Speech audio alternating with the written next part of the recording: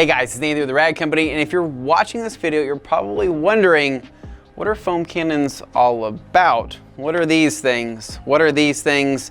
And do you need them?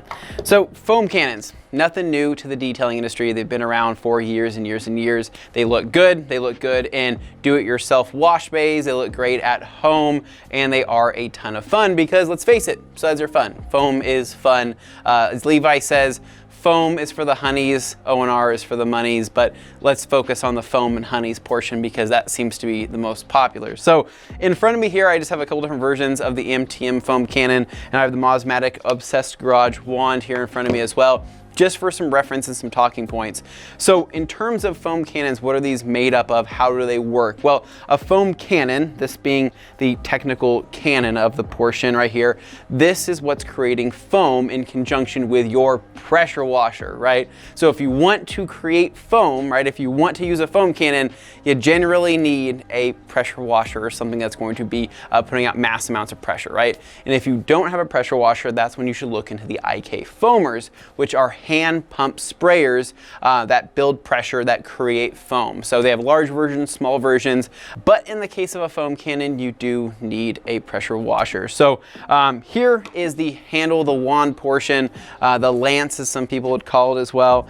So here's your trigger, right? And then here is your actual wand. And so some people like having the huge wand, some people like having the shorty handle. It's all personal preference at that point, but this is what you're typically holding in your hand, right? And then from here, you're gonna have that trailing hose that's going to go down to your pressure washer. So whether you have a gas or electric pressure washer, it doesn't matter. They're all going to have a hose going from there to there. So now this is what's different, right? So these are going to sit in different places depending on how you have your foam cannon set up. So in this case right here, I have a quick disconnect. I can quick disconnect from there. And if I want a shorty handle, I can go like this and have a shorty stubby handle if I want to do it that way, right? So if I want to disconnect that, pull that off, and put this back on.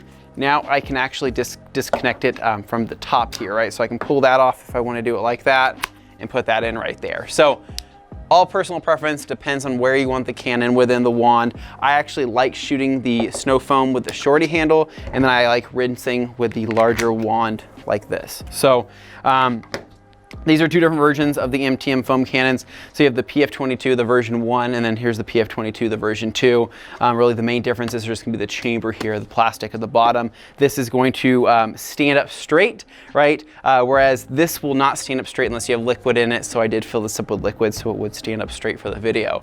Now in terms of quality of the foam cannons, right? So if you go on Amazon, you find some cheap foam cannons, will those work? Yes, those will work. You can typically pick up a foam cannon for like 20 bucks or so that are really cheap. Now, will they last? That's the question, right? They may last a week, they may last a couple weeks, maybe even a month or 2 months, but in the long run, they might have some issues. Whereas the MTM stuff is built to last a very long time. We've had this one for a couple months here, and we've had this one going on, I want to say almost 2 years of pretty consistent use. And so this handle is pretty new to us though as well. So depends on how you want to go. If you want to spend some money on some MTM stuff, Mosmatic stuff, go for it. It's built to last. It's going to last you a long time. If you want to go the cheaper route, you can piece together something on Amazon if you'd like, or you can just use what comes out of the box depending on the pressure washer that you choose to buy. Now, is foaming a safe way to wash? Absolutely. We have plenty of videos of us foaming different types of car shampoos, doing 2-bucket washes and things like that. Foaming is fun. It's very satisfying. It's very appealing. I think it's great for marketing. I think that people are really attracted to seeing foam. It turns the car a different color. It turns it white. We like seeing the runoff, the drips, the sights and the sounds of foam. And it just makes the process just more fun. I mean, that's why people like it so much. And the idea of soap is that, you know, you're going to have a cleaner car, right? We've always been trained ever since we were little that soap makes things clean, and so when we wash dishes, we want to see suds. When we wash our car, sometimes we want to see suds as well. So hopefully that kind of gives you a rundown on how foam cannons work, why they work. It really just kind of comes down to your setup, your pressure washer, how much output your pressure washer has. I tell people that if you have an electric pressure washer with at least 1700 PSI, you typically should be good to go.